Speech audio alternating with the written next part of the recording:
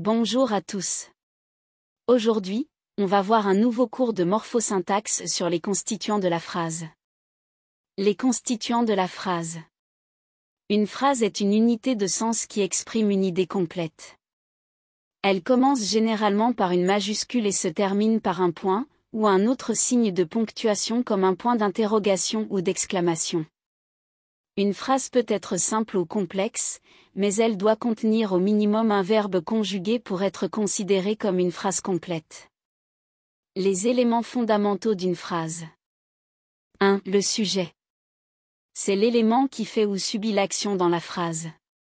Le sujet peut être un nom, un pronom, un groupe nominal ou une proposition. Exemple. Le chat dort. Il mange une pomme. Elle a été punie. 2. Le verbe. C'est le mot qui exprime l'action ou l'état du sujet. Le verbe est conjugué pour indiquer le temps, la personne et parfois le mode. Exemple. Le chat dort. Il joue au football. 3. Le complément, parfois facultatif. Il apporte des précisions sur l'action, l'état ou le sujet. Il peut être un complément d'objet, direct ou indirect, un complément circonstanciel, de lieu, de temps, etc., ou un autre type de complément. Exemple. Le chat dort sur le canapé est complément circonstanciel de lieu. Elle mange une pomme est complément d'objet direct. A. Phrase minimale. Une phrase minimale comporte souvent seulement un sujet et un verbe. Exemple 1. Marie chante. Le complément d'objet n'est pas nécessaire. Exemple 2. Paul dit la vérité. Le complément d'objet est nécessaire. Phrase enrichie. Une phrase enrichie inclut des compléments pour donner plus d'informations. Exemple. Marie chante une belle chanson dans le jardin. Ainsi, la structure de base d'une phrase repose sur ces trois éléments, sujet, verbe et complément, si nécessaire. La phrase minimale se constitue d'un syntagme nominal et d'un syntagme verbal. Exemple 1. Paul pleure. Paul est un syntagme nominal et pleure est un syntagme verbal. La phrase enrichie se constitue de plusieurs éléments facultatifs comme les syntagmes prépositionnels. Exemple 2. Paul pleure silencieusement dans un fauteuil. Silencieusement est le premier syntagme prépositionnel et dans un fauteuil est le deuxième syntagme prépositionnel. B. Phrase verbale. Une phrase verbale est une phrase qui contient un verbe conjugué, autour duquel s'organisent tous les autres éléments compléments d'objet direct, complément d'objet indirect, complément circonstanciel de lieu, complément circonstanciel de temps. Le verbe est l'élément central, car il exprime une action ou un état.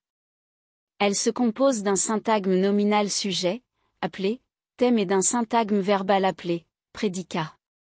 Exemple 1. L'enfant pleure. L'enfant est le thème, alors que pleure est prédicat.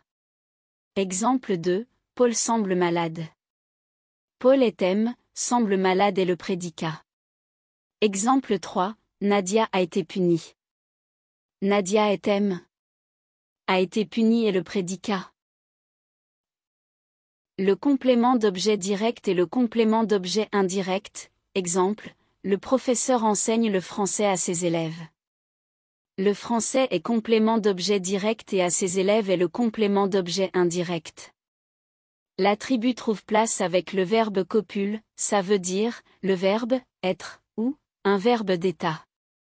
Exemple, ces ouvriers semblent fatigués.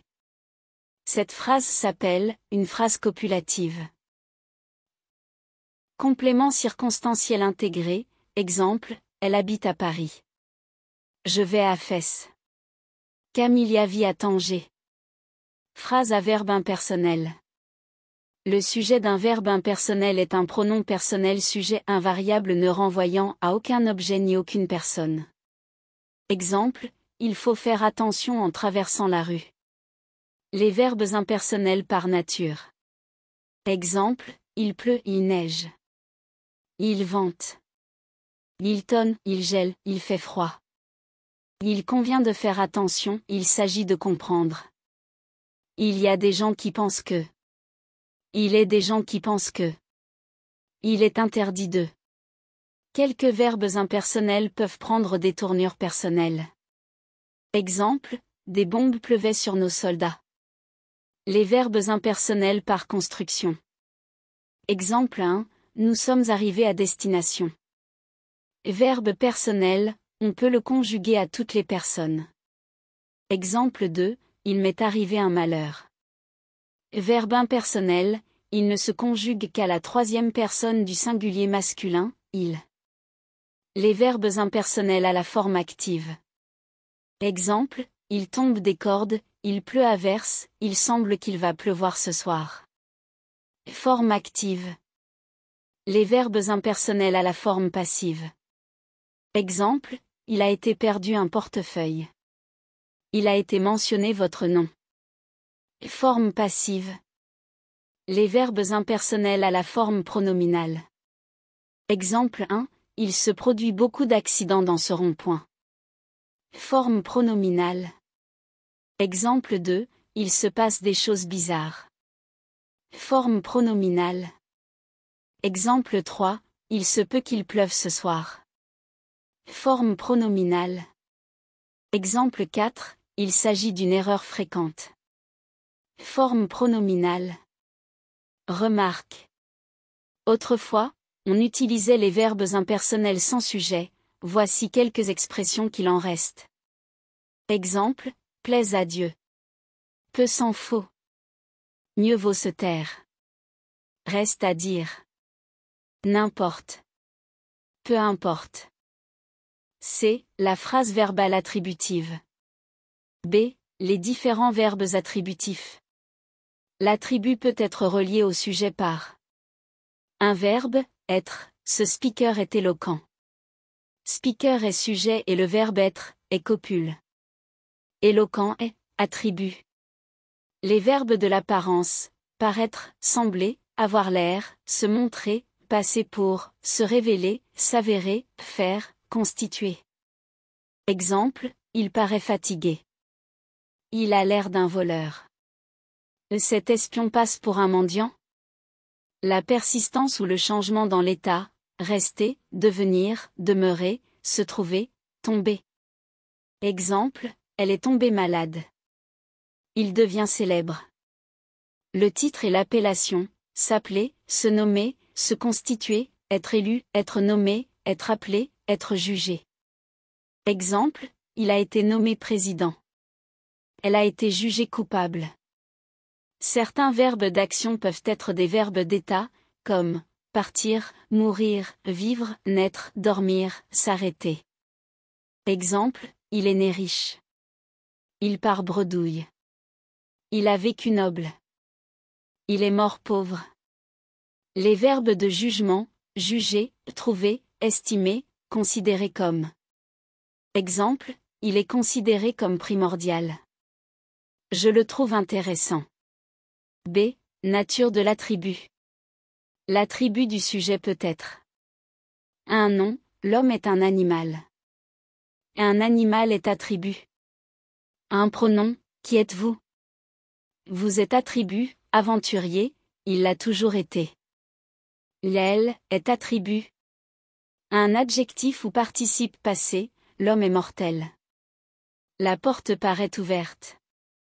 Mortel, adjectif attribut, ouverte, participe passé attribut.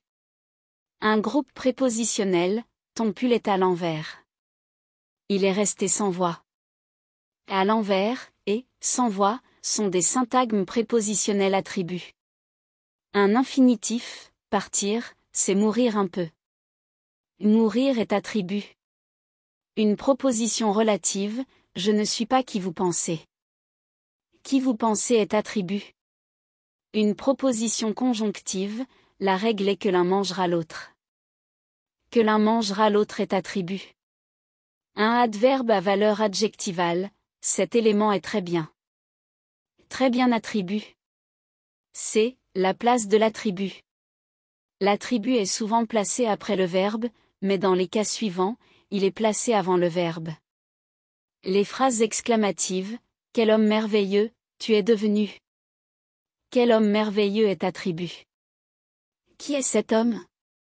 Qu'est-il devenu? Que est attribut. Lorsque l'attribut prend la forme du pronom, le, ou, que, ou de l'adjectif, tel. Voilà l'homme que tu es devenu.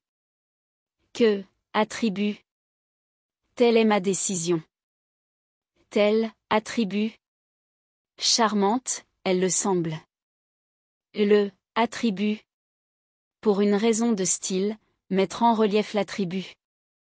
Tendre est la nuit. Tendre est attribut. Béni sois-tu pour ta gentillesse. Béni est attribut. L'attribut de l'objet. Il suit généralement l'objet. C'est le cas le plus fréquent. Je trouve ton ami charmant. Charmant, attribut. Il le précède quand il est plus court que l'objet. Je trouve curieux qu'il ne soit pas venu. Curieux, attribut. J'avais cru préférable de ne pas venir. Préférable, attribut. D. Typologie des constructions à attribut. La construction de l'attribut se fait le plus souvent d'une manière directe. Il paraît fatigué, je le trouve fatigué. Fatigué, attribut. Parfois l'attribut est introduit par une préposition, de, en, pour, comme. Il a l'air d'un grand nigaud. Il l'a pris pour chef. Il est traité d'idéaliste. On le considère comme coupable. D. La phrase non verbale.